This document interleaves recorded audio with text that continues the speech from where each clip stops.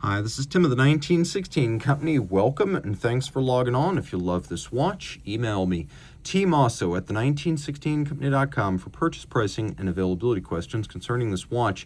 And this watch is a Rolex Day-Date 40, but in full gold with diamond paved bezel and dial. You're looking at reference 228349RBR. It is a 40mm Day-Date, and it is the latest generation of Rolex's long-running executive watch, if you will. The watch, often nicknamed the President because of its history of illustrious and powerful owners, has formally been the Day-Date since its 1956 debut, and it's often served as a platform for artisanal crafts, stone dials, wood dials, lacquer dials, diamond dials, and gem setting. This watch is 40 in diameter. You can see in profile. It's 12.1 millimeters thick. It's 47.5 lug-to-lug. It's got a 21mm spacing between the lugs, and the mass of this watch all up is 213.85 grams.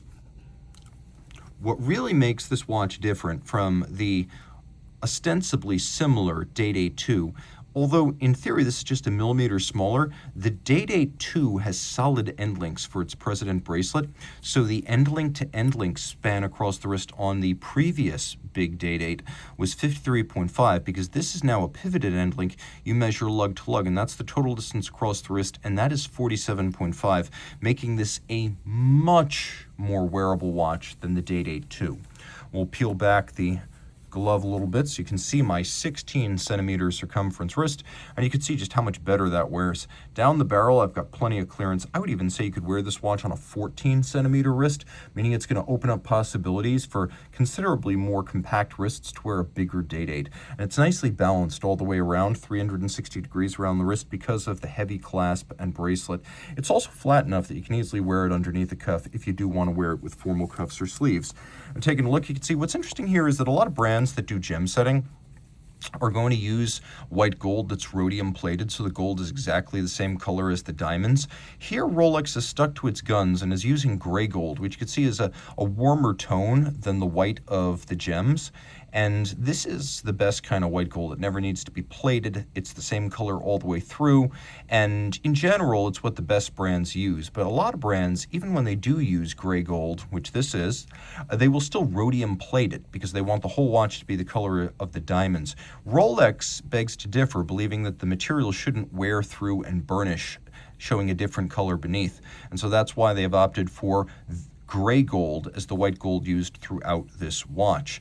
Taking a look at the bracelet, although the watch is often nicknamed the President or Presidential, the bracelet has formally been called the President since it debuted on the model family with the 6510 of 1956. So it's a 3-link design with the short link profile of the Jubilee, but the 3-link lateral profile of the Oyster Sports bracelet. So it actually has the best of both. It vents well, it's very supple, it's highly flexible like the Jubilee, but it's also more robust than the Jubilee. It's got a little bit of a toughness to it that a pure dress bracelet would not. So in that regard, it's a little bit more like the Oyster. You have many, many, many removable links here. So you're going to be able to fine-tune the fit, and it's going to fit right. And we'll help you with that. We have a single fold clasp, and you can see now that the model has evolved. We have this articulated beak and hook system. They snap together when all of this closes, and then you have to lift to unlatch the clasp. So it's actually quite a bit more secure than previous generations of Day-Date where it was simply a friction snap shut. This actually has to be lifted and unlatched. And when it's all closed, the 5-point coronet is the only obvious point of partition between the two halves of the bracelet, the crown clasp being very famous for that subtlety. Rolling around to the case now, you can see we have a screwed-in Oyster case back, screw-down crown. It is a twin lock in gold, because it has just those two dots. The watch is 100 meters water resistant. The bezel and the dial are hand set with gems. The color, the clarity, the carats, they have to be perfectly matched. And aside from a laser grading system that is operated by a computer and a scanner, every other part of Rolex gem setting is mechanical. So human beings will create the little girdles that hold the gems in place, sometimes known as the beading process of setting gems.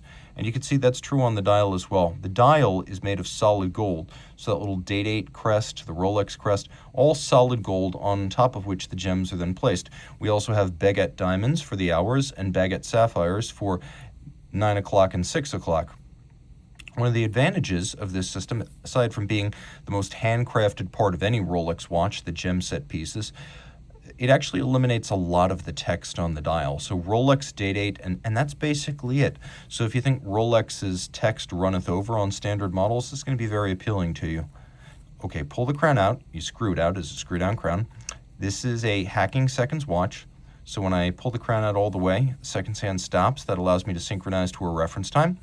And then I've got a double quick set system. So if I want to set the date, I can do so rapidly, independently from the day. And then I turn in the opposite direction in this intermediate position, and I can set the day. So that is a double quick set.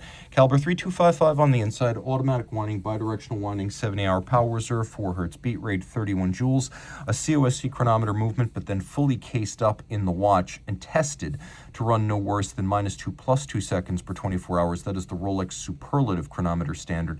It has a bidirectional rotating and winding rotor that's on a ball bearing. Previous generations of Day-Date used a jeweled staff. The ball bearing is more durable. It's got a full balance bridge and a free-sprung balance for superb shock resistance, and that also allows for a very precise setting via Rolex microstella adjustment bolts on the balance rim itself. And we have an overcoil hairspring that allows the watch to keep consistent time in any position, because overcoils are not as susceptible to gravitationally induced timing deviation as flat hairsprings. Further, that hand-shaped Breguet overcoil is also made of an anti-magnetic niobium zirconium alloy called parachrome bleu, which is fired blue to give it a high degree of resistance to further oxidation. So a highly anti-magnetic hairspring in here. Really, with the exception of the double quickset Day-Date function, the movement is as tough as the 3235 movements that are in the Sea Dwellers and the Submariners. This is internally a very tough movement. If you love this watch, you're not going to see many like it. It's a serious Rolex collector's piece for the collector who wants a Rolex nobody else has. So reach out to Team Mosso at the1916company.com for purchase and pricing details of this Rolex Certified Pre-Owned Day-Date 40.